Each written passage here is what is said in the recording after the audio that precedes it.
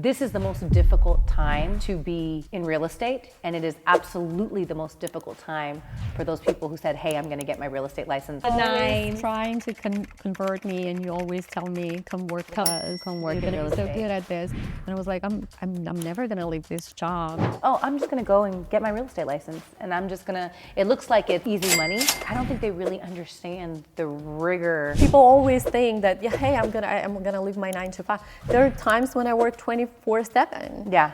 You know very well, I was in Greece and I was on the phone like at 3 o'clock in the morning, God. 4 o'clock in the morning. It was ridiculous, and it was every single night. There is no way for them to sit down with me, just train me for 3 weeks and provide like classroom training.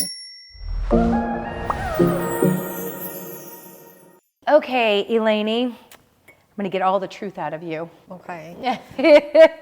I had some wine. Okay, so good. No lying. That's the way that I love you the most. Good and liquored up. When I'm drunk. Yeah, because then you open up more. You're less shy. Yeah. I think that a lot of people don't know how like bold and outspoken you are, and how like crass you can be sometimes, and how you could just like you just really tell it like it is. But at first glance, and if people don't know you, they don't know how Greek you are.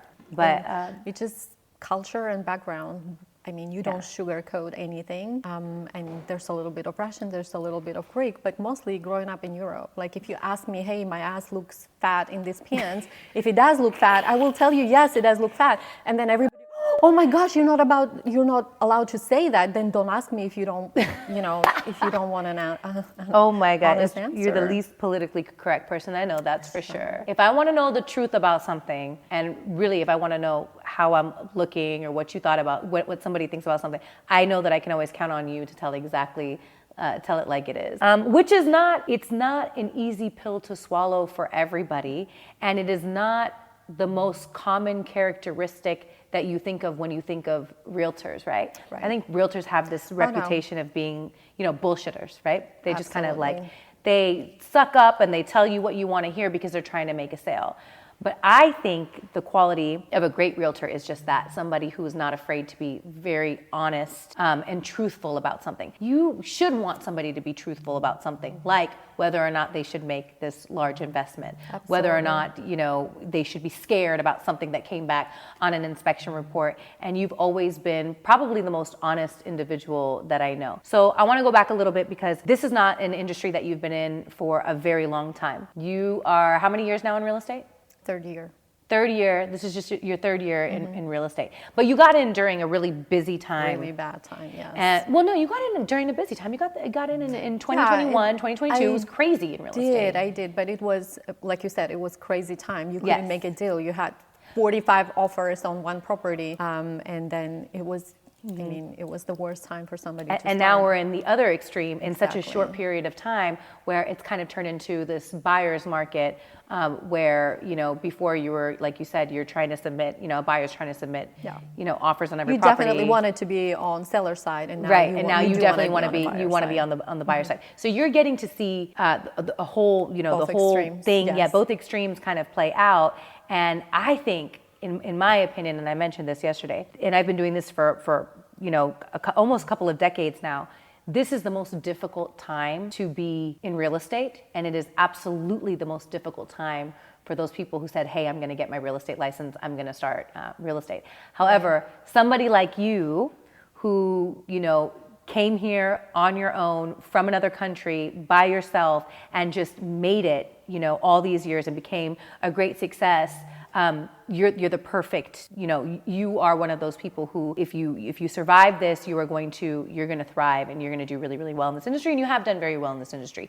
You came from Fannie Mae. Tell us a little bit about your background and what you were doing before your real estate career. Most of my Fannie Mae life was in project management. All we did pretty much worked with different teams, process, enhancement, how we can get things better, faster. No, you were in project management. Project management.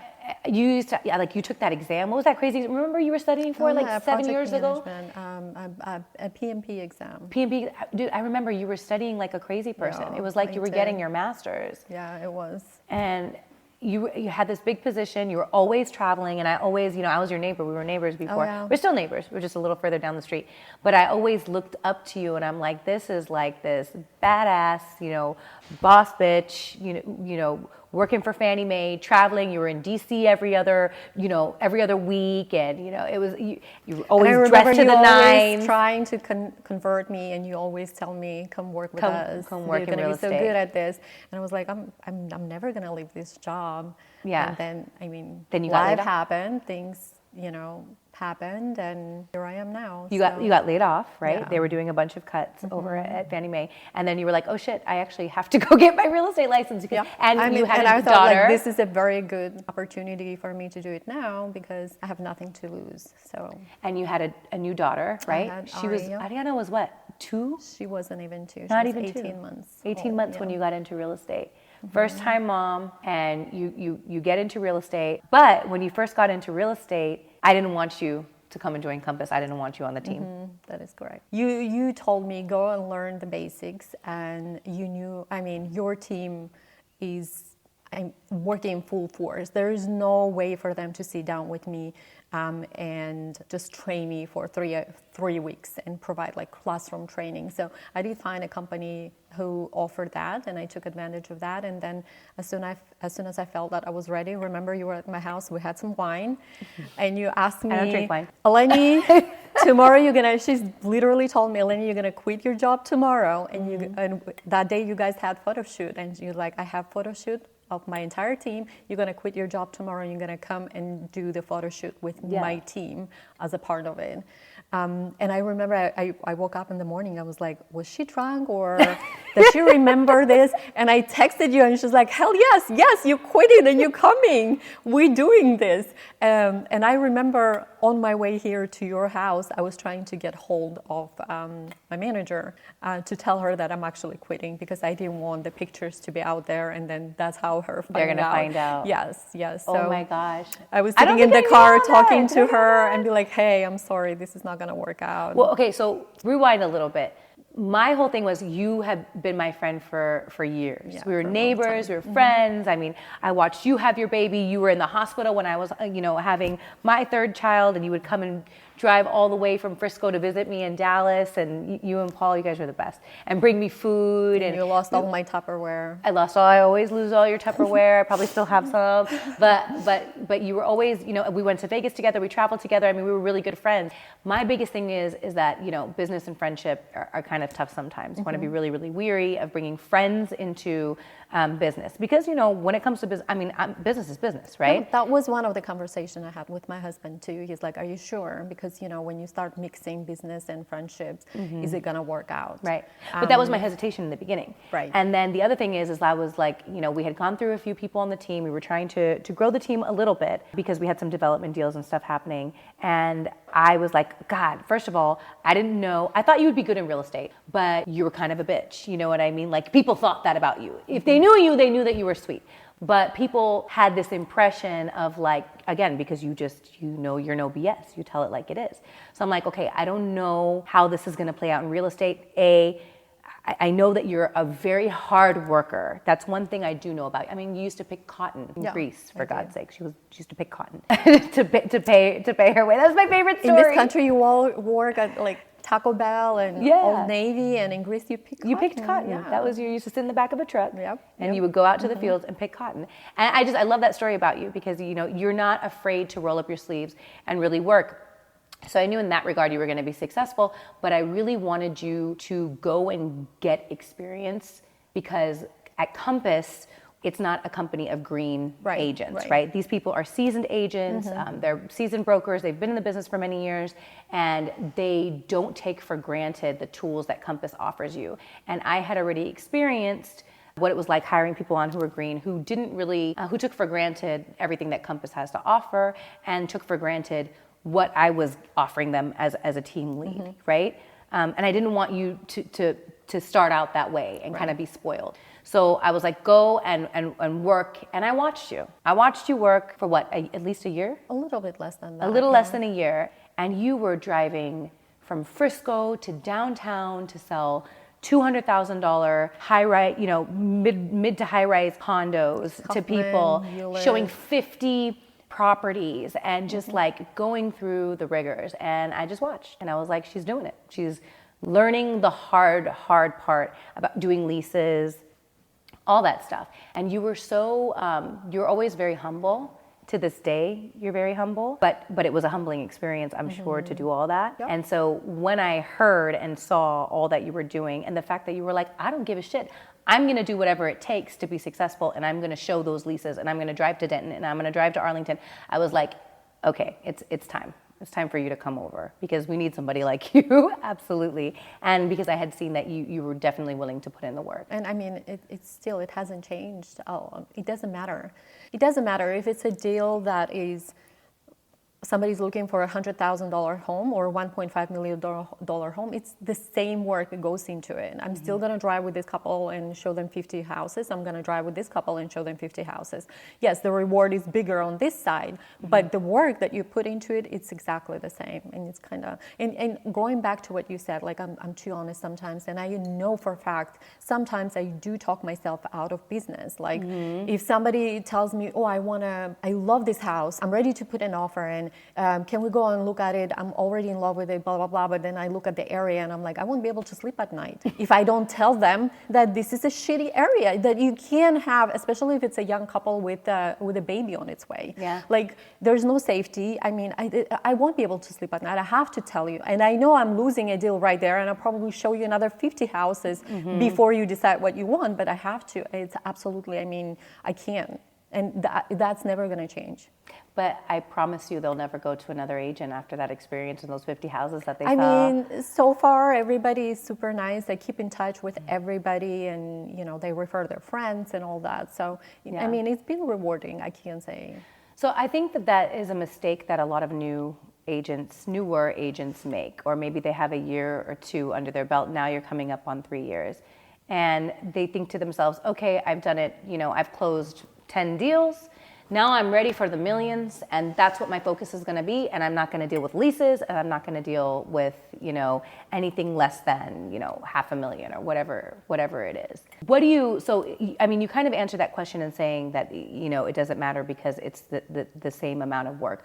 Why do you think it is that people get so wrapped up in that dollar amount? What's the difference between you and the majority of agents? I think that's the ultimate goal for everybody. You just have to be patient. I will get there eventually, but I can't ignore all the little things that are going to help me get experience and ultimately help me to get where I want to get. So you can't just jump from here and to doing multi-million dollar homes. Even now, when I have something, a big deal or something, I always call you. I always call Nadia because I'm chicken. I'm a chicken when it comes to that because I'm like, what if I make a mistake? It's huge. Yeah. It's huge. It's so much less stress when it's a cheaper property and you know what's going on. It's more complicated when it's like at that completely different price bracket. There's a lot of money and there's a lot of demand from the customer. Like a customer who's spending $1.5 million has completely different expectations from you than somebody who's a first-time buyer. I mean, it's a no-brainer. But when you say it's the same amount of work, you're saying in that like you might have to show the same amount of properties. Right. Yes. Yeah. Just because this is like 100 and somebody's looking, let's say first-time buyers, and they're looking for a home and their budget is $200,000. It's still going to take the same amount of work, right? Okay, I'm still going to drive around, show them 50 houses, maybe even more. Who knows? Before they decide what they want. Right. You still have to go through the process of inspection and everything. If anything, it probably requires way more work with first-time buyers on a very small budget when your reward is much better. But it does require hand-holding because they have no idea. They're blindly walking through the process. Yeah. They rely on you at everything. If I show you my phone and how many text messages I get, and they're like 3 miles long text messages. Well, because somebody's $250,000 budget can be equivalent to somebody's $1.5 million budget to them. Right? It's all kind of relative, and it's all about the perspective. Lifetime savings. That's a huge step for them, and they're scared, and you have to tell them everything and explain everything to them. So yeah, absolutely. So let me ask you, what is it like? Now you went from having one baby girl to now having 3 kids at home, twin baby girls, 8 months old, and you've got your husband and yours at home, and you are in the process of still building this real estate career. What do you think is the most challenging part with your marriage? Let's start there. Well, with my marriage, just like everybody else, it's all about the kids all day long. You know, sometimes it's 9 o'clock at night and we just have our first conversation. We literally just sat down and like, hey, how your day have been? It's crazy. And, you know, we don't have a huge support system. We do on the weekends, I'm not gonna lie. My husband's sister comes a lot and takes care of them. But during the week, what I've lost now, and I think this is what I'm struggling a lot with, being spontaneous. Like, because I woke up in the morning and I don't have anything on my schedule, it doesn't mean that it's not gonna change. It can change in 5 minutes. Somebody just texted me and like, hey, I wanna see this property just like yesterday, and I had to drive to Mansfield, and it's raining, and it took me 4 hours to go there and come back because it's raining crazy and the traffic was horrible. And what do you do when you don't have a babysitter? You haven't arranged anything, and everybody that supports us also is working. So what do you do? This is the most challenging part for me now. It's like what I used to have, the freedom to get up. Okay, I'll be there in 10 minutes. Now I'm panicking. Hey, how your schedule looks like. Can I leave the kids? And a lot of times it will be me on the phone, my husband on doing his own thing. The kids are just like crawling. I don't even know where they are. One is screaming there, and we're just pretending. I started closing all my windows. I like to open the windows in the morning to get some fresh air. But now I close the windows because I'm worried that my neighbors are going to think that I'm a horrible mom, that I don't take care of my kids. Because first of all, they probably don't even know that I have twins, and they're like, that baby cries all the time. It's, you know, they take turns. But for somebody who doesn't know, it sounds like somebody's crying all the time. Why don't you know your neighbors? Why don't they know you have twins? You need to make sure. I would be so embarrassed too, because you're right. They sound the same. They probably think that baby never stops crying. Right, and they probably think we're like horrible parents. Yeah. And this is something that I had I'm struggling with, because before, as soon as I hear my baby just making a little noise, I'm running to her and tending to her. And now I have to be like, it's okay, let her cry. Nothing's gonna happen for 2 minutes. Let me just finish this, and you know, whoever gets the first opportunity goes and grabs them. So, I mean, that's the only way we survive. Otherwise, I'm just going to have 2 babies in my arms all day long, and I won't be able to accomplish anything. Would you change this scenario, the situation in your life right now for a regular 9-to-5 job where, you know, you would be able to go to work, maybe put the kids in childcare, come home and have a sure paycheck versus this uncertain, hectic real estate? Absolutely not. If anything, I still regret that I didn't listen to you years and years ago and didn't start it. By now, I would have been completely at a different level. So no, absolutely not. This gives me an opportunity. Don't forget, like, I still have Ari, who's 5 years old. I have a chance to drop her off, pick her up, do stuff with her after she comes home. And those are the things that I remember I couldn't do when I was working for Fannie Mae. So no, it absolutely I still have the freedom to spend time with my kids. And it's not always like that. You know, you have time when you kind of, it's weird, but it's still better than having your 9-to-5 job, right? So sometimes you have nothing going on, and sometimes you have 5 or 10 deals going on, and you're like running like crazy woman, and you have to be in 10 places at the same time, and you just don't know how you're going to do this. But it doesn't happen all the time. So I still have a lot of freedom. I still have a lot of flexibility, and we're making it work. So yeah, I would absolutely not. But I feel like you are handling this really well. I mean, that's what everybody says. But that's the way it looks. Go to my house right now and tell me if I'm handling it very well. It's a I bet you if I go to your house right mess. now, there's probably, if it's not cooked food, Greek food, that's amazing. There's probably leftovers from yesterday. And it's, when you say it's a mess, I can usually eat off of your floor. So I highly doubt that. Not anymore. You could before I had the kids, but not anymore. Yeah, I mean, the house is messy, and we're okay. We're like, you know, Paul is OCD, so he's struggling with it a lot. But I mean, we're doing our best. Like you said, we're handling it. Like, we're not perfect, but we're just doing the best that we could. Like, We just have to. Yeah, I think that I don't. And honestly, they're already like 8 months old. And I mean, just a little bit longer, maybe 5-6 months, and it's going to be a completely different Do you think story. this is going because when you had Adi, Aria was what you said? How old was she when you were done with Fannie? About 18 months old. About 18 months old. So do you feel like you get to spend more time with your kids now than you did Oh then? yeah, absolutely. Yeah, absolutely. even though there's the chaos. Okay. With Aria, but we how about drop how's the drop income? her off in the morning, Yeah. and and then pick her up, and after that, although you pick her up and you come home and it's still like 4:30, but now you have to get dinner going, you have to do this, so you're still so busy with doing stuff, and then before you know it, it's 8 o'clock, she has to go to bed, and you're like, okay, we didn't spend any quality time together. So you would say that real estate allows you to have more quality time with your kids? Absolutely. Yeah, it looks like, at least, and I know that you're handling it very well, but I don't know that every real estate agent who has been doing this for 3 years with twin baby girls at 8 months and a 4-year-old child would look this put together and would be handling it so well. I really do think that you have, you're a special breed. You have something inside of you that you're not afraid of, like I said, not afraid of hustling. Just hustling. That's all it is.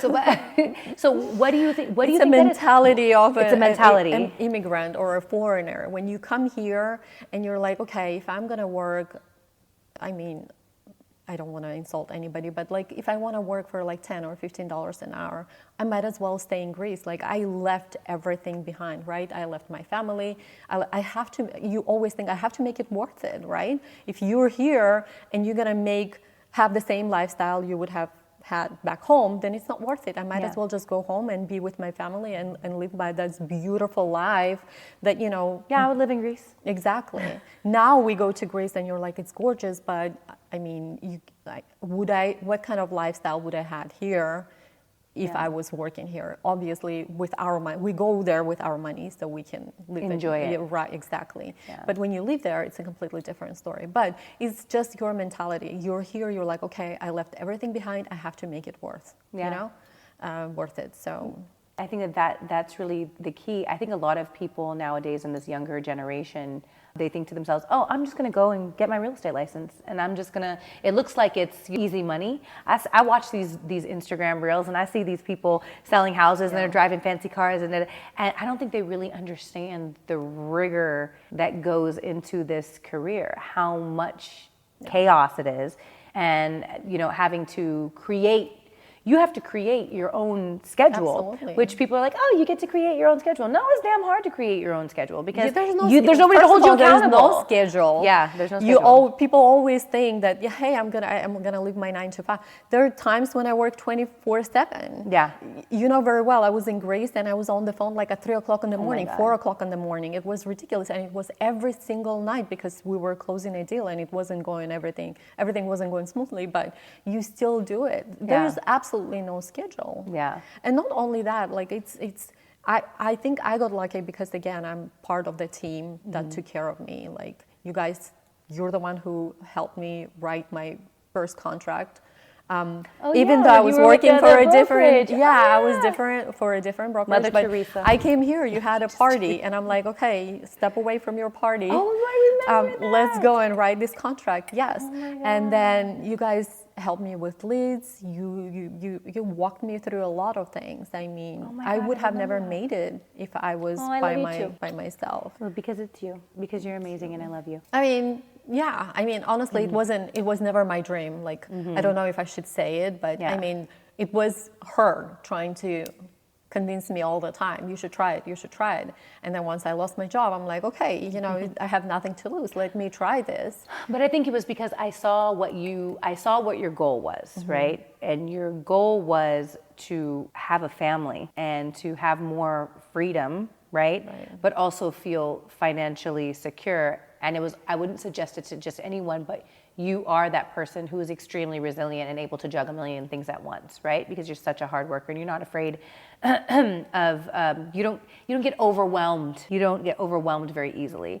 I think people who don't deal with, who are very anxious or they get a lot of anxiety, they're not able to compartmentalize, they're not, real estate is probably not the career for them. But you were just such a resilient And it probably is that, that foreigner mentality, that concept of like, I had an opportunity to come to this country to make something of myself. And so I'm going to stop at nothing until I become something and achieve, these goals. I mean, I remember I had my parents come and stay with me, and I remember my dad sitting in our living room and looking around like, I can't believe you live like this. Yeah. I mean, to them, and our parents sacrificed everything, right? They're paid for our college, they sent us away for so many years. So for somebody to say something like that, you're like, okay, at least he's and seeing. Your father. Yeah. Oh, God rest his soul. Sweet man. We didn't speak the same language, but would you say that that Paul is supportive of your real estate career? Yes, absolutely. And again, we do have our disagreements, especially now when he has a lot of things going on his end as well. But yeah, most of the time he is. Outside looking in, I think he's super supportive. Yes, he because is. He knows this is. Well, and also you take no shit, so you're just like, I'm going. I have to do this, and that, and here's a baby, and here's another baby. I think the biggest adjustment for us again was me changing my career at my age, right? Like after 40, I was over 40 years old. I mean, who does that? That's a huge change, right? You completely do something completely different. And then the biggest adjustment for us going from fixed schedule, when I knew like I'm gonna go to my work at 9 o'clock, I'll be back at 4, I'm gonna do this, I'm gonna be home. We knew what's going on in everybody's life, and now it's completely unpredictable, at least on my side. So this is the biggest challenge. Again, like I said, I wake up, are you home today? Yes, because he's like, I have a very busy day, I have to be on camera, I have to do this, and then 10 minutes later I get a call and I have to leave. Now what do? Now we both are panicking. How are we going to handle it? And we're still trying to figure something out, but this is the biggest challenge. The fact that, we don't get to go out as a couple. And again, this is more so related to us having the twins. Right. Rather than real estate. Yeah. Right. So just doing things as a husband and wife, like traveling, just us, going to dinners, just us, doing stuff as a husband and wife, dating or something like that. Like, you get to do it once in a while. And again, I can't blame my job for that. It's basically because we have the twins. And when it's one baby, it's so easy to ask somebody to watch them for a couple of hours. But when it's two of them and they're like cockroaches, one is... I can't believe you call your baby cockroaches. Because they're crawling, and one is crawling over there, the other one is there, and it's like so it's very hard to contain them. But they're the cutest cockroaches I've ever seen. They're very cute. So cute. They're cute, and I love them, but I'm their mother. But I also have like very realistic expectations. I don't expect somebody to come and watch them for 10 hours. Yeah. Because it's really hard. This is the thing, is it's like you have to get to a point in your real estate career, which is very frustrating for a lot of people who came from a fixed income, right? To now be in these uncertain, the world of real estate, which is so uncertain. You don't know. If you are not closing deals, you are not making money, right? Right. And if there's a lull, there's a level of anxiety where you're like, oh shit, Absolutely. There's no money coming through. So you can't necessarily, you're not necessarily in a position to say, I'm going to hire a full-time nanny so that I can focus on my real estate career. Right. You're trying to be the mom and still have a real estate career with an income that completely fluctuates from month to month. So I think it's important for a lot of people to understand that that's not an abnormal thing. That is the reality of being a mother of young children with a newer real estate career. Right, and eventually they're gonna go to daycare. We want to make it at least 1 year old. I'd be more comfortable when they're 1 year old and call me. Okay, so this is about your level of comfort. Yes, this isn't about finances. Exactly. Finances is too, but if we really wanted to, we would have made it. It's mostly for me like. Do you feel like it gets in the way of you being more successful in real estate? Absolutely. Absolutely, yes. So are you making this as a conscious choice because you don't want to put them in daycare yet? Or you... Yes, I'm still having a hard time because, my mom used to watch them. So mom is gone now for a couple of months. You just don't trust anybody and, yet. and then she's going to be back. So that makes me feel better. Then she's going to be back and we're going to have another 3-4 months with her. So, and back by that time, they're going to be approaching like 1 year mark. And then I'm going to be a little bit more comfortable maybe putting them like 3 times a week or part-time, just to see how they do. See, but you have the flexibility to make that assessment. Yeah. You know what I mean? To be like, okay, I'm not quite ready yet. They're 8 months. A lot of moms don't have that luxury, right? It's like, I need to go back to the office 2 months after my maternity leave, or dads even. I don't want to just leave it to moms, dads or moms. And they have to go back to work, and they don't have the flexibility to be like, oh, I'm not ready to let them go, you know? Right. I don't know if I quite trust I did that. yet. Like within 2 months, I was back to work, right? I was trying, but again, I had the luxury of having my mom here, and she took care of them. So I never had to worry about like, okay, are they fed? Are they being treated well? Never have to worry about that. And again, going back to, thank God I still have my husband who's on a fixed income. So even if I'm not bringing money, or you had a bad month or something, you still, at least I know that my mortgage is going to get paid, my bills are going to get paid. I mean, are we going to have that luxurious life for a couple of months? Maybe not, but we're going to make it. Like, at least you don't have to worry about your bills being paid. Yeah, you it's kind of like the price that you have to pay to have the luxury of being with your kids. Right. You know, it's like you're uncertain, right? But at least you can certainly be with your kids up until a certain age, or spend that time with them. And it's definitely difficult. I think the market is weird. The market is weird. Then you have little kids. You don't have a lot of flexibility. You don't have that. So a lot of factors kind of like add up into this big thing, and you're like, okay, it's a little bit rough, but I mean, I think a couple of months we're going to be back to normal. So. Hopefully. Yes. But then they're going to be big, and they're not going to be like little cockroaches. They're going to be like walking cockroaches. They're not the same. Cute cockroaches. They're so cute. Cockroaches that talk. The smile, the eyelashes. Oh my God, they're so cute. There's the mean one and the nice one. It's so funny. It's like you and Paul. Just checking. There you go. In your opinion, in your mind, what does a successful real estate career mean to you? What does that look like? Well, first of all, just like everybody else, financial freedom. I want to travel. I want to have that flexibility. I want to be away and still somehow make money. A lot of, even you guys do that, right? But I mean, the most important thing for me probably would be, I know we talked about it before, and it has been mentioned, when referrals, when you don't have to worry about going and getting the leads or chasing those leads. When people come to you and you have like steady clientele coming to you, and you just don't have to worry about, okay, I'm having like 2 dry months when I have absolutely nothing going on. You constantly have people coming and doing business with you. So I think ultimately for me that would be when I get to the point when I have just steady income, because I constantly have clients reaching out. You're constantly closing, yes. I think that's where I would feel like, okay, I think I've accomplished something in this industry. Yeah. So financial freedom, being able to travel when you want, but still be closing deals. Right. Yeah. Cool. Thank you so much for taking the time to sit with me. I never get to see you. I know. I feel like I really never get to see you. That part is true. Oh, that's crazy. We live down the street from each other. We work together, and it's like I see you like once a month. We got to change that. Absolutely. Bring the cockroaches over. Yes. I love you. Love you too. Awesome.